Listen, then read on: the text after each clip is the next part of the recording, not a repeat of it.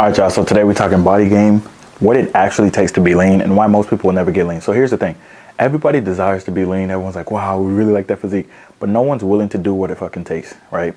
Like, if you want to get to where most people aren't, you have to be willing to do things people aren't willing to do. And we're not even going to talk about, like, I'll talk about it later, but we're not even going to talk about nutrition, which is crazy because that's majority of it, right?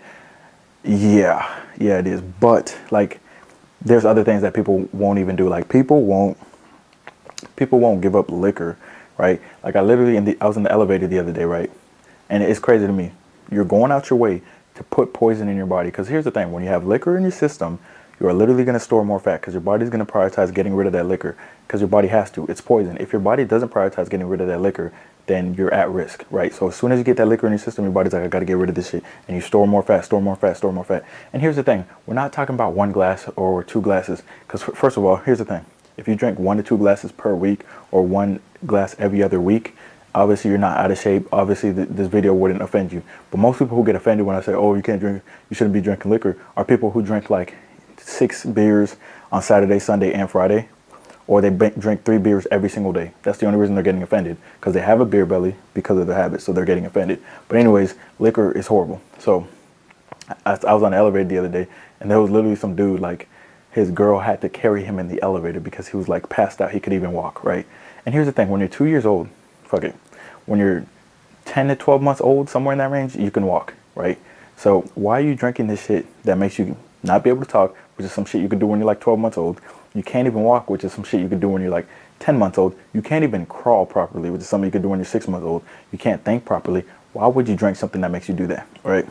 It just doesn't make any fucking sense. There's literally zero benefits to liquor, specifically when it comes to fat loss and, weight loss and muscle gain. Like, there's just zero benefits. It's actually a negative, right? If there was zero benefits, it's like, you could do it. But no, there's negative to it, all right? There's a lot of negatives to it. That's number one. Number two is playing video games. Now, me and my brother used to play video games when we were in monk mode. The shit worked, right? Because we portioned out our time, all right? So included in video games is really prioritizing how much time you play video games. If you wake up first thing in the morning, right, you whack your shit, and then now you're playing video games, that's an issue. If you're playing like video games for 6 hours, you don't get anything done, right? You're gonna be unproductive. Very, very simple. People aren't willing to give up video games to go to the gym, to eat healthy. And when you play video games and you're eating unhealthy, it becomes literally a habit because you're getting hella dopamine rushes. You're getting sugar and you're playing a video game at the same time. Like, that's a lot of dopamine rush at once, all right? Number three, y'all be watching flicks, right? Now, when it comes to flicks, all right, when it comes to the hub, to be honest, if you were to whack your shit like Matthew McConaughey in Wolf of Wall Street, like, what did he say, twice a day or whatever? If you were to whack your shit twice a day and be productive, nobody fucking cares. You can do that shit, but guess what? Nobody does that shit. People get obsessed with the fantasies and shit like that, and now they're whacking 24/7. Now they're on page 9,833 or some shit, looking for a video that gets them the same hit that they got the first day on page 1 type shit, right? That, because then that tolerance gets built up. So you're spending all that time just whacking your shit, searching for videos, literally spending hours just to whack your shit once, and you whack your shit 3 times a day. So now you're spending 6 hours whacking your shit. You're spending 6 hours playing video games. You're getting nothing done, right? All this time, what do you think you're doing? Your body's sedentary. You don't have enough testosterone in your body. You're eating like shit, right? You're eating a lot of processed food, so you're producing more estrogen. So now you got titties. You see what I'm saying? So that's a big factor as well.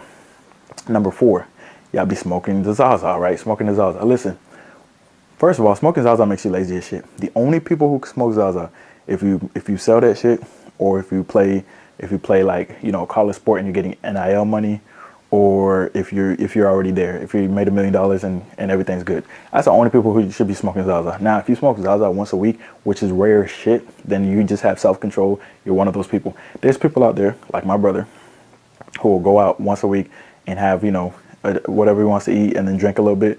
But he's so disciplined with that shit that he'll literally only do that once a week. And the rest of the week, he's on the strictest calorie deficit that only he and David Goggins can execute. My black ass ain't executing that shit, all right? So you got to know your limits. Most people, now there are some people that are going to come and be like, yeah, I smoke Zaza, I'm productive. That's not most people. Most people have an addictive personality, or when they do something that's addictive, they're going to get addicted to it because, they use the Zaza to get away from their problems. So if they have a hard day at work, They smoke, and then like they have a really hard week at work. Now they're smoking every single day. Now it becomes a habit, and they're doing it every single day. And now they're feeling more lazy, so they're not, they're not able to do anything. Last time I had some Cali weed, bro, years and years ago, I was literally high for like a week, and I didn't give a shit for a month. Right? I didn't return to normal mentality for a month. I was just like, oh yeah, that really happened. Haha, that's crazy. Like I even went to work 2 weeks later because I was on vacation for a week. You know what I'm saying? But I even went to like 2 weeks later, work 2 weeks later, and I'm just like, oh shit, she just fell? Yeah, that's crazy. We're gonna have to, that's an incident report, ain't it? Yeah, that's crazy, crazy. That's not even on my side, but I'll help him out because I got some time today. I was just chilling. I was way too chill. Had no urgency regarding anything. You're not getting anything done like that, all right? Smoking that's an issue. And finally, we get to the point, well, we're not gonna get to nutrition yet. We're gonna go into working out, all right? People do not work out intensely, and people have been doing the same volume. Like if you're a beginner, right, you do a certain amount of volume. Once you become intermittent to advanced, then you can kind of do a certain amount of volume, right? But if you're a beginner, you're going to be doing way less volume. A lot of people are doing beginner volume, and they're not even getting sore, which soreness doesn't always, directly correlate to a good workout, but they're not even getting a good workout in. Like they're not building muscle because, when they first started, maybe they're doing one set of chest for push day, or 2 exercises for push day for chest, and 2 exercises for shoulders, right? That's all they were doing. 3 sets each, and it was getting them really sore, and they were seeing some growth. And then 5 years later, they're still doing the same thing. It's like you need to add some volume. All right, you need to add some volume. There's a specific amount of volume that's going to be good, and it's not volume that low. All right, so a lot of people are just doing, a workout that's not challenging them. They're not pushing themselves in the gym. They're not sweating. They're not, pushing themselves. They're not getting uncomfortable. They're staying in their comfort zone. Same thing with nutrition, right? Same thing with nutrition. If you don't do all those 5 things that I just mentioned, like you don't smoke weed, you don't watch, the hub, you don't drink liquor, you work out pretty intensely, you don't play video games, but your nutrition is ass, you still fail, all right? This is what it takes to be lean. You need all these things in order. You need to be consistent with it. People aren't willing to give these things up. People are not willing to be aware when it comes to nutrition. They're like, dude, I worked out hard. I deserve a cookie. Listen, if you're 6 to 10% body fat and you just went, 21 days eating super lean, and you're shredded, and you got veins, running up your ass cheeks and shit, and going through your neck and shit, right? Yeah, you can, after a workout, you can have a cookie every once in a while. You can have a cheat weekend every once in a while. You might even be able to have a cheat week every once in a while, right? But you have to have a base foundation where you can get back on track. So if you just started your journey, no, you don't deserve a cheat day, because that's going to take you right back to square one, because you're only 6 days in. A lot of you guys, you're like, yeah, man, I'm going to do cheat day every week. So your first week, you're in a deficit for 6 days, and then your cheat day literally doesn't take you out your deficit. It puts you in a surplus. And then you're like, I don't know what's going on. I did everything right for 6 days. Yeah, it seems like you should get the results, because when you work, if you work for 6 days and take 1 day off, you get paid for 6 days. That's not how the fitness shit works, all right?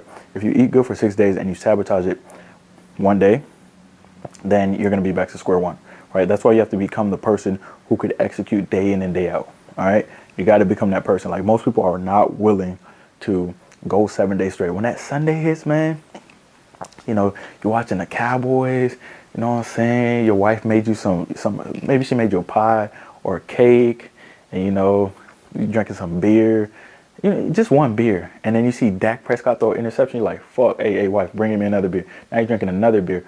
And then you see Zeke Elliott just sitting on the sideline, just kind of like, not really locked in. And you're like, you know what? I need another beer. We're getting cooked. And you just get cooked by a sorry ass team. Then you drink another beer. So you're 4 beers in.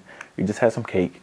That's going to throw you off. And that's going to literally offset all your progress that you had during the week. All right. These things really do happen. These things are a reality. That's why most people are out of shape. They're not willing to do these little things. And they're like, well, it's not fair, because everything's fair. You get what you put in. You get what you deserve. All right.